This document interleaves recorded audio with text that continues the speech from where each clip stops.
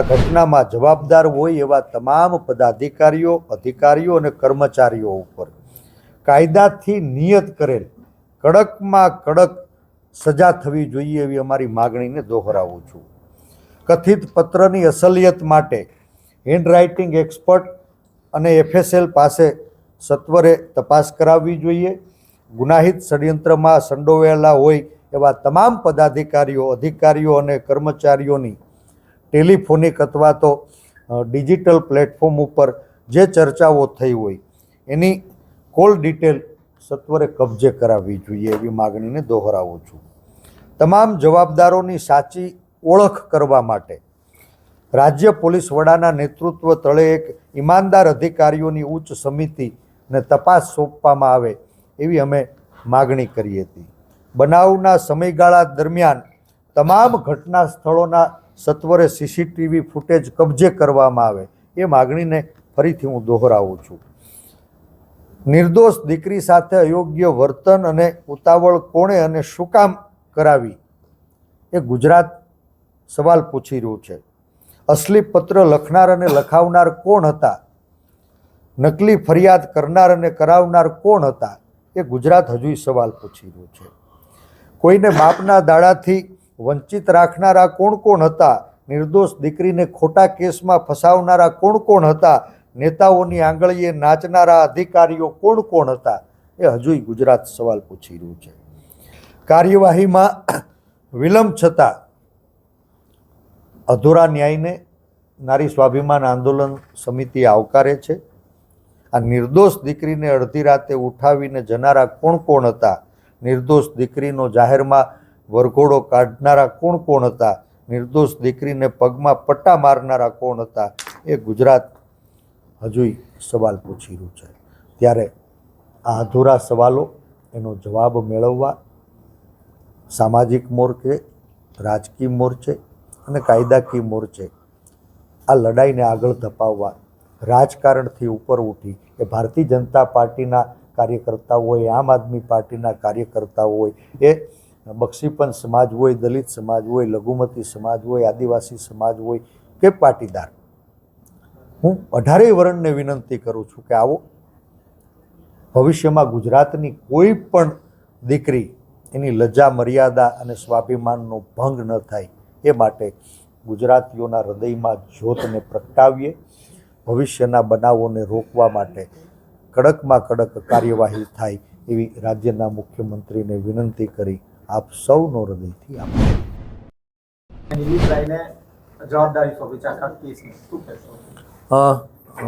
એ વાત ખરી છે કે કાલે અમે સુરતમાં માનગઢ ચોક હોય, પોલીસ સ્ટેશન કે જેલ આંદોલન શરૂ કરશું એ વાતને દોહરાવી.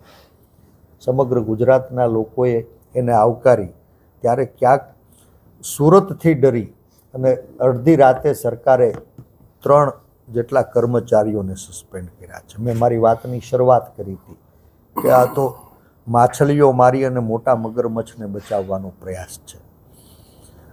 એ દીકરીને અડધી રાતે ઘરેથી ઉપાડી જનારા 5 જણા કોણ હતા? એ દીકરીને 17 કલાક બિનઅધિકૃત ગોંધી રાખનારા કોણ હતા?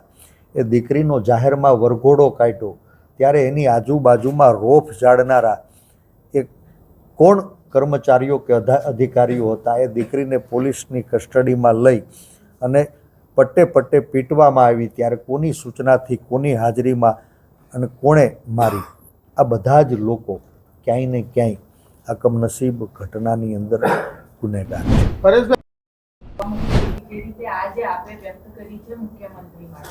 એની પાછળનું કારણ શું ને એમને કોનાથી બચવાનું છે?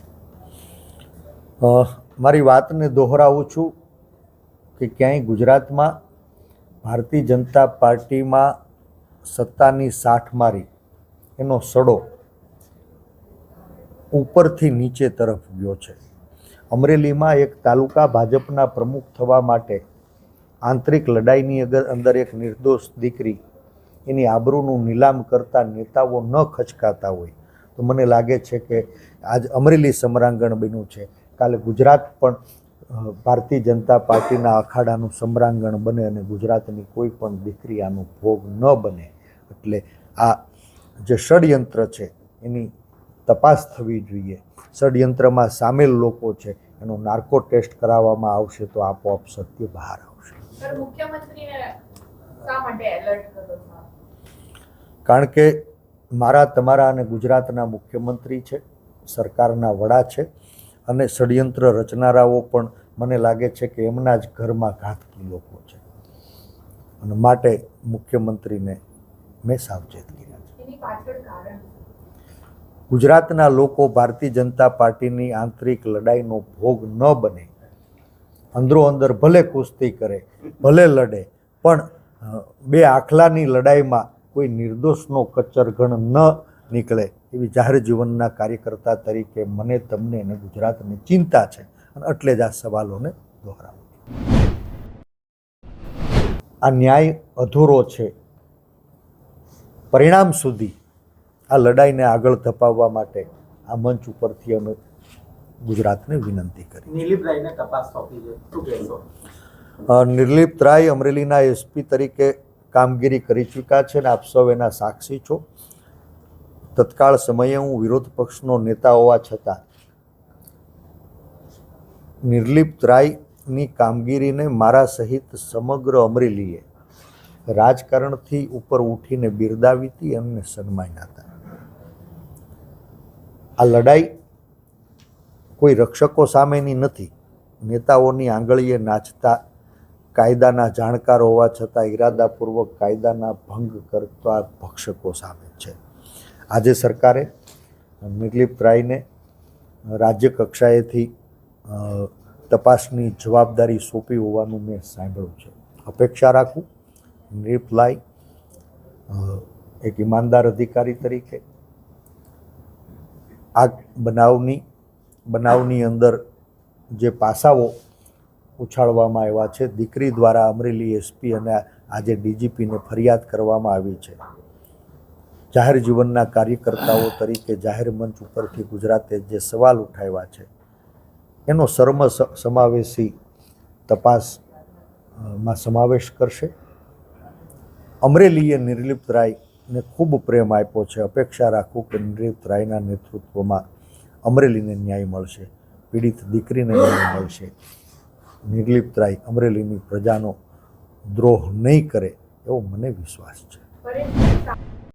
સરકારને જગાડવા મેં વ્યક્તિગત રીતે એ મંચ ઉપર 48 કલાકના સળંગ અનશન કર્યા. અન્નના દાણા વગર 48 કલાક એ રાજકમલ ચોકની અંદર કડકડતી ઠંડી વચ્ચે અમે સૂઈને સરકારની સંવેદનાઓ જગાડવામાં નિષ્ફળ નીવડ્યા. ત્યારે અમે સૌએ સાથે મળીને સમિતિના આગેવાનોએ જાહેરાત કરી હતી કે રખે સરકાર એ પીડિતાને ન્યાય અપાવવામાં નિષ્ફળ નીવડી તો આવતા દિવસોમાં અમે આંદોલનનો વ્યાપ અને આંદોલનની આક્રમકતાને વધારશું અને એની શરૂઆતના ભાગ સ્વરૂપ સુરતના માનગઢ ચોકમાં એક દિવસના પ્રતિક ધરણાથી એક પીડિતાને ન્યાય અપાવવા માટે આજ હું પ્રતાપભાઈ અને વીરજીભાઈ આપ સૌની વચ્ચે આવ્યા. સંવિધાનથી આ દેશના સામાન્ય વ્યક્તિને સરકાર સામે, વ્યવસ્થા સામે સવાલ પૂછવાનો, આંદોલન કરવાનો અધિકાર મળ્યો છે અને એ જ અધિકારની રૂએ નારી સ્વાભિમાન આંદોલન સમિતિના અમારા સામાજિક કાર્યકર્તાએ સંબંધિત પોલીસ સ્ટેશનને અરજી કરી અને જરૂરી મંજૂરી આપવા માટે થઈને વિનંતી પણ કરી હતી. પોલીસને વિનંતી કરી હોવા છતાં સત્તાધારી પક્ષમાં હોય અને ગોળ અને બાકી બધાયને ખોળ એવી માનસિકતા વ્યવસ્થા તંત્રએ છતી કરી છે. આજ માનગઢ ચોકમાં ભૂતકાળની અંદર કેટલાય મોટા માથાઓના રાજકીય તાઇફા થયા છે, કેટલાય સામાજિક અને ધાર્મિક કાર્યક્રમો પણ થયા છે. તો પછી એ જ માનગઢ ચોકમાં ગુજરાતના સ્વાભિમાન સમાન સરદાર સાહેબની હાજરીએ એક ગુજરાતની દીકરી માટે ન્યાય ન માંગી શકાય? ગુજરાતની દીકરીઓના ભવિષ્યને સુરક્ષિત કરવા માટે સવાલ ન કરી શકાય? સાંભળવામાં કાયર, જવાબ આપવામાં કાયર સત્તાધારી પક્ષના લોકોએ ફરી સત્તાનો દુરુપયોગ કરી અમારી માગણીનો અસ્વીકાર કર્યો. આજે સરદાર સાહેબના ચરણોમાં વંદન કરી એમના સ્વાભિમાનનું રક્ષણ થાય અને ગુજરાતની દીકરીઓનું ભવિષ્ય સલામત બને એ માટે અમે ધરણાની શરૂઆત કરી. ત્યારે આપ સૌ સાક્ષી છો કે ટીંગાટોળી કરીને ઉઠાવીને એક જવાબદાર આગેવાનને, સામાજિક કાર્યકર્તાને ડિટેન કરવામાં આવ્યા. પ્રતાપભાઈ, વિરજીભાઈ સહિત બધા જ લોકોને ગુનેગાર હોય એમ પોલીસના છકડામાં બિહારી આખાઈ સુરતમાં ફેરવી અને છેલ્લે હજીરા પોલીસ સ્ટેશને લઈ જવામાં આવ્યા. અમે ગઈકાલે જ રાજ્યના ગૃહમંત્રીને વિનંતી કરી હતી કે માનનીય ગૃહમંત્રી શ્રી, ગુજરાતની દીકરીઓની લજ્જા, મર્યાદા અને સ્વાભિમાનને સુરક્ષિત રાખવા માટે અમારા પૂર્વ નિર્ધારિત ન્યાયિક ધરણા તો ચાલુ જ રહેવાના છે. સ્થળ તમે નક્કી કરી લેજો. પછી એ ભલે હોય સુરતનો માનગઢ ચોક, વરાછાનું પોલીસ સ્ટેશન કે સુરતની સેન્ટ્રલ જેલ. આજ હજીરા પોલીસ સ્ટેશન ખાતે અમને લઈ ગયા તો ડિટેન કર્યા ત્યારથી હાલ પર્યંત ત્યાંથી છૂટીને સીધા અમે આ ગુજરાતના જાગૃત મીડિયાની સમક્ષ આવ્યા છીએ. મિત્રો, સવાલ એ છે કે કાલે રાત્રે હું ને વિરજીભાઈ ટ્રેનમાં અમરેલીથી સુરત આવવા નીકળ્યા. સૂઈ ગયા પછી સરકાર ઉપર દબાણ થયું હશે તમારાથી અને ગુજરાતની જનતાથી, કદાચ એને ડર લાગ્યો હશે. સુરત સળગશે તો ગુજરાતના દરેક જનના હૃદયમાં ન્યાયની જ્યોત પ્રગટશે એવી બીક લાગી. ત્યારે માછલીઓને મારી અને મગરમચ્છને બચાવવાનો સરકારમાં બેઠેલા લોકો દ્વારા પ્રયાસ થયો છે. ખેર, સત્યમેવ જયતે. વિલંબિત છતાં અધૂરા ન્યાય માટે માનનીય મુખ્યમંત્રી શ્રી તેમજ પીડિતની વેદનાને વાચા આપવા ખુલીને બહાર આવેલા એ તમામ રાજકીય હોય, સામાજિક હોય એવા આગેવાનો, આ પ્રિન્ટ, ઇલેક્ટ્રોનિક્સ અને ડિજિટલ મીડિયાના સાથીઓ, એનો એક સામાજિક કાર્યકર્તા તરીકે નારી સ્વાભિમાન આંદોલન સમિતિ વતી હૃદયથી આભાર માનું છું. મિત્રો, અમે અગાઉ જે માગણીઓ કરી હતી એ જે કોઈ જવાબદાર હોય એની ઉપર કડકમાં કડક પગલાં ભરવા માટેની યોગ્ય ન્યાયિક તપાસ માટેની માગણી હતી.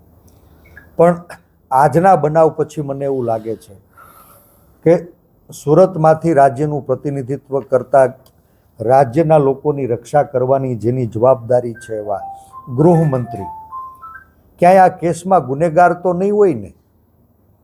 અમરેલીના પ્રતિનિધિ જાહેરમાં ચર્ચા કરતા ડર્યા એટલે આ આંદોલનનો પાયો નખાણો. અને ક્યાંય ભાઈબંધને બચાવવા માટે, એની આબરૂને બચાવવા માટે ચાર્ટર્ડ ફ્લાઇટમાં અમરેલી આવી અને અમરેલીના એસપીને એવી કાનમાં કઈ સૂચના આપી હશે કે ગુજરાતની એક નિર્દોષ દીકરી, એને અડધી રાતે ઘરેથી ઉઠાવવામાં આવી, એની આબરૂનો વરઘોડો કાઢવામાં આવ્યો, એને પોલીસના પટ્ટે પીટવામાં આવી, કોઈના બાપનો દાડો પણ ન કરવા દેવામાં આવ્યો. અને એટલે મને સામાજિક આગેવાન, અગ્રગણ્ય ઉદ્યોગપતિ માનની કરશન કાકા યાદ આવે છે.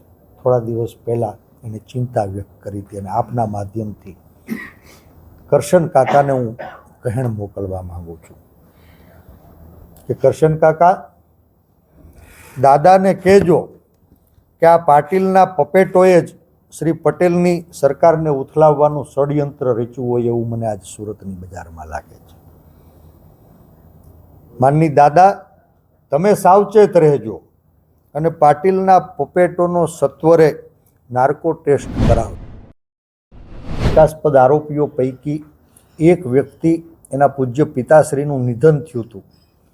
નામદાર કોર્ટે પોલીસ જાપ્તામાં પાણી ઢોળની વિધિ, દાડો કરવાની વિધિ માટે મંજૂરી આપ્યા હોવા છતાં અમુક નેતાઓની આંગળીએ નાચતા પોલીસવાળાએ કોર્ટની અનુમતિનો અનાદર કરીને કોઈ પણ વ્યક્તિને એના બાપનો દાડો ન કરવા દે એવી કમનસીબ ઘટનાનું ગુજરાત સાક્ષી બન્યું. એનાથી આપણા સૌનું માથું શરમથી ચૂકે છે.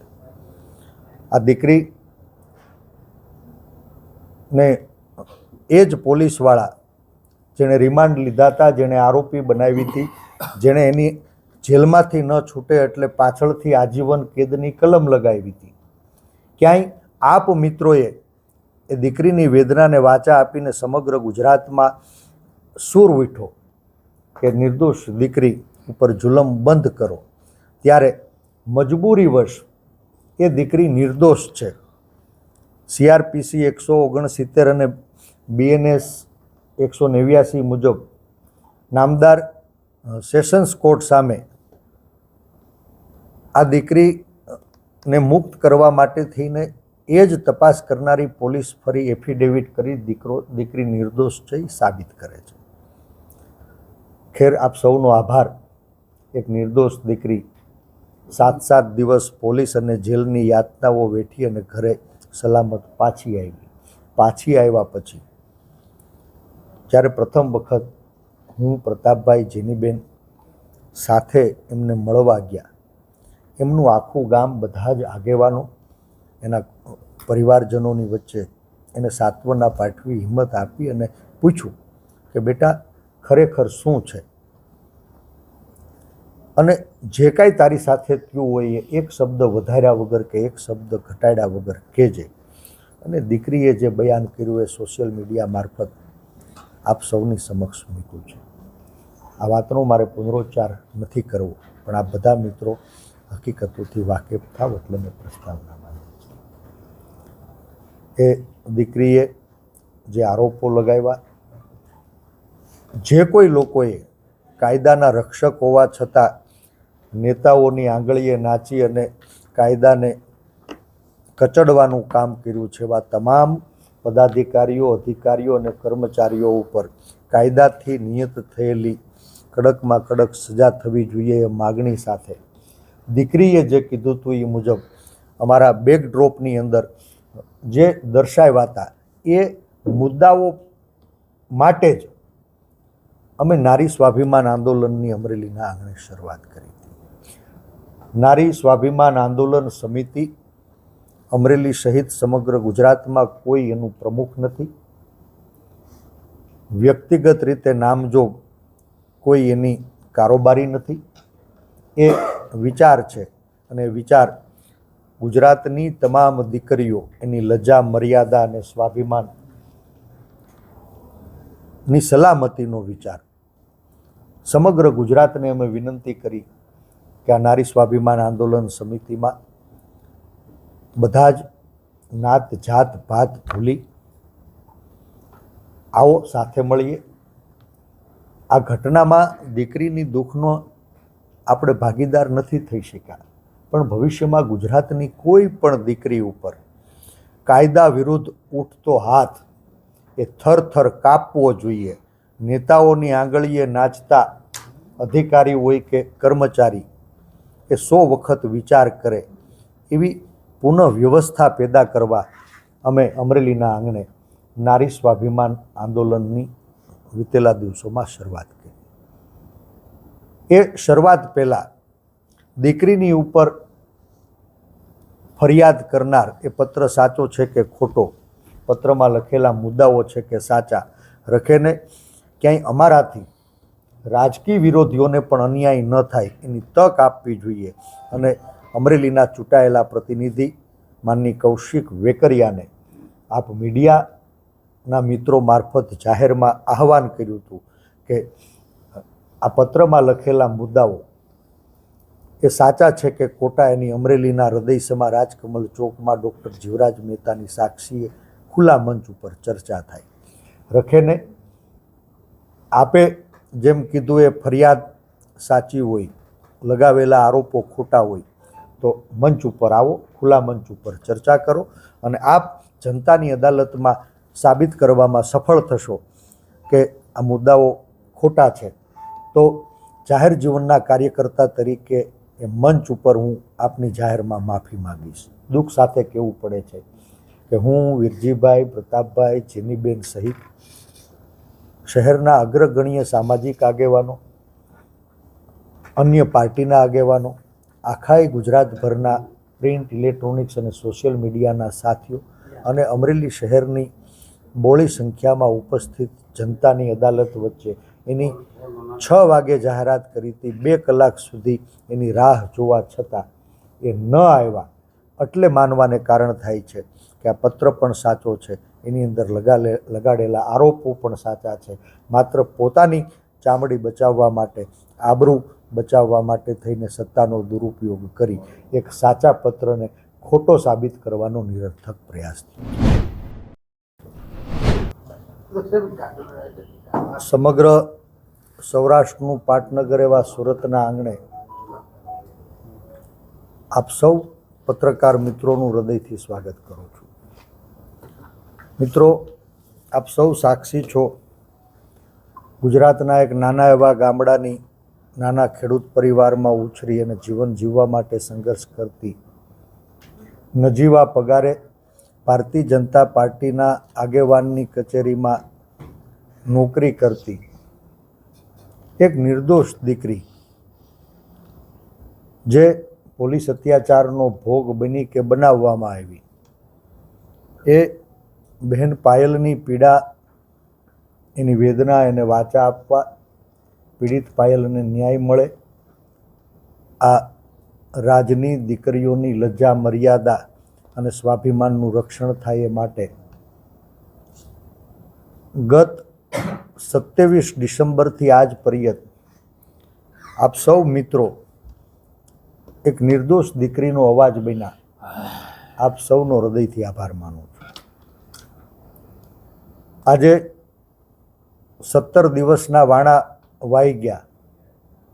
એ દીકરીને ન્યાય અપાવવા માટે એની ધરપકડ પહેલાંથી આ વાત શરૂ થઈ હતી, એટલે શરૂઆતના તબક્કે આખી ઘટનાક્રમને ટૂંકમાં આપની સામે વર્ણવું છું.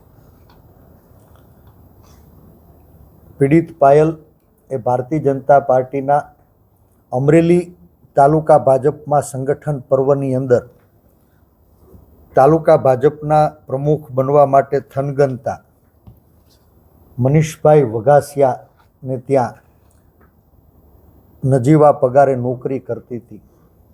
કોમ્પ્યુટર ઓપરેટર તરીકે પત્રોને ટાઈપ કરવા, એને પોસ્ટ કરવા, કુરિયર કરવા સહિતની જવાબદારીઓ એ નિભાવતી હતી. આપ સૌ જાણો છો કે એક પત્ર, જે પત્રની અંદર અમરેલીના સ્થાનિક ચૂંટાયેલા પ્રતિનિધિ સામે ખૂબ ગંભીર આક્ષેપો કરવામાં આવ્યા. અમરેલીના ચૂંટાયેલા પ્રતિનિધિ અને રાજ્યના નાયબ મુખ્ય દંડક પોલીસ પાસેથી 40 લાખનો હપ્તો લે છે. ખનન માફિયાઓ, રેતી માફિયાઓ એની છત્રછાયામાં બેફામ ખનિજ સંપત્તિઓને લૂંટે છે. ગામે ગામ દારૂની હાટડીઓ ખુલી રહી છે, ક્લબો ચાલી રહી છે. અને આ પત્ર જ્યારે સોશિયલ મીડિયામાં વાયરલ થયો ત્યારે એ પત્રમાં ઉઠાયેલા સવાલો, પત્રમાં લગાવેલા આરોપો, એનો જવાબ આપવામાં નિષ્ફળ નીવડેલા સ્થાનિક નેતાએ પત્રને ખોટો સાબિત કરવા માટે સત્તાનો દુરુપયોગ કરી અને એની આંગળીએ નાચતા મુઠ્ઠીભર પોલીસવાળાઓને સોપારી આપી એક નકલી ફરિયાદ દાખલ કરવામાં આવી.